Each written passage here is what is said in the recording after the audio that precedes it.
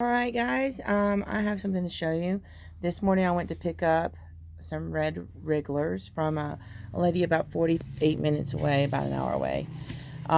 This is temporary. I have two freezers that were given to me from people who had let in the food. They had let the food get old in the freezers and I had to wash them out, but I've got to prepare those. And this is cardboard.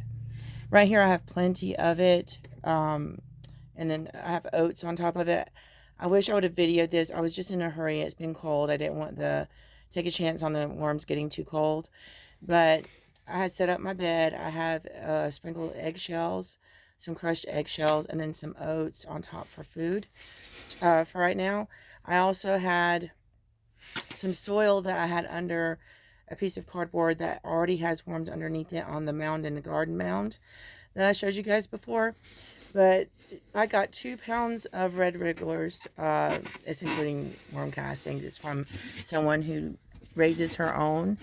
And it was a decent price. You can tell they're pretty healthy. They're going down. They're starting to move around. But I added soil from underneath topsoil that was underneath some cardboard, and I had some organic matter, coffee grounds and stuff like that on top of the mound to sink into it for a garden when it's time to plant up there. And yes, there's a little bit of red clay, but I'm curious what they're doing, what they're going to do with that. I've soaked this cardboard in a bucket, ripped it to pieces. It's thick cardboard. I mean, it came off in layers. It's thin now, but it's pretty spongy, wet. It's my first time ever doing this, and I'm going to see what happens.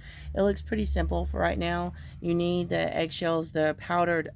I had trouble powdering because I don't have my food processor with me.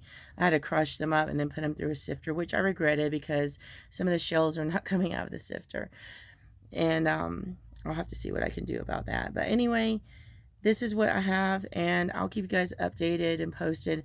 This cooler was left at the dumpster. It was clean. They just left it outside of the dumpster and just set it down for somebody else to use. I originally was going to use this for the cats to be able to go in and out if they were outside in the cold weather, but she's checking it out now. But what I've found is that whenever I did use it, put it on its side for them to just lay in, but they scratch it up. They will scratch it up. So this is what I have right now, and I'm going to cover it. The lid is in great shape, and oh, it looks like Omaha Steaks is what it came from. So it was clean, very clean. And I had punched a little, some holes in it with a chopstick. Just this is temporary until, because I'm going to be working, after I finish the fence post, I'm going to be working on the freezers for the worm bed, the more permanent bed. So, and anyway, let me show you the blueberry bushes. There's 2 different kinds. Let me put the shoes on. I still have that big pile of wood I gotta take care of. I have a Brightwell bush, and it actually is doing pretty good. It leaves out, see, it's already got blooms on it. I'll be keeping it inside until the freeze is over because it's been freezing in the mornings. And this one is the powder blue bush. It was in great shape. This one is also the Brightwell, and then one of the branches broke, and I want to go ahead and try to root that. So I'm going to cut this and try to root this one for another bush. And as these get, see, you can see that it's already turning woody right here. And I can't wait to plant these. I just have to make sure it's safe first because they do have nice blooms on them. But anyway, that is an update on the next progress with this farm. As you can tell, we need another load of the clean out going from here and up the driveway.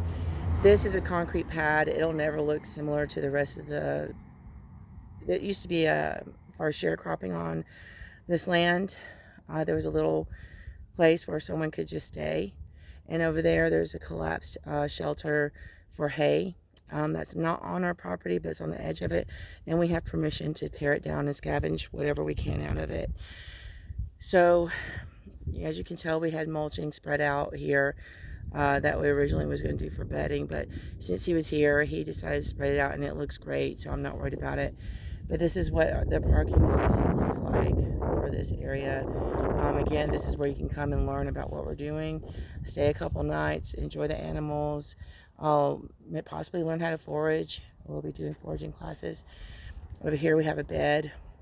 I did get these pallets as a small deck for the RV, and it works out great. I don't try the animals, and I don't track in much anymore. There's the cold frame that I put up. I forgot to put the screen over it, so there is a little hole in it that I'm going to have to repair from the cats.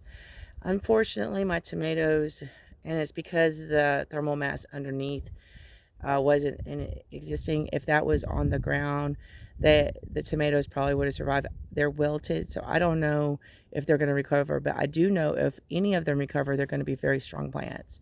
So these seed boxes right here I waited on because I saw the weather changing, and so as it gets warmer and there's no danger of frost, which is usually April 15th around here in upstate region in South Carolina. So I'm going to probably, I might try some of my cold weather stuff. The lettuces I could use, I'm going to use half of this. This is workspace. I decided to keep this table clean. I am going to bring another table and do a herb garden that will be like, it'll come into an L shape, just so when I'm cooking, I can just walk out and grab some herbs.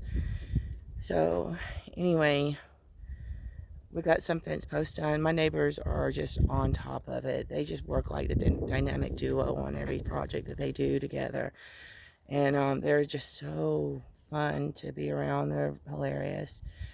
But anyway, the goats are getting out even with the electric fence on, so I'm going to have to troubleshoot that too. There's a lot on my plate today, but I just want to share this stuff with you and show you that even though I'm not a professional and I don't have a degree, we are still able to grow our own food, and it will be trial and error. You will fail at some things, but you will learn from it. And I would suggest that I would encourage anyone who's thinking about it but too scared to, just to do it. Start with one plant, start with 2, start with 10. Start with something, and then you'll learn from it. Don't get discouraged. Anyway, hope you have a great day.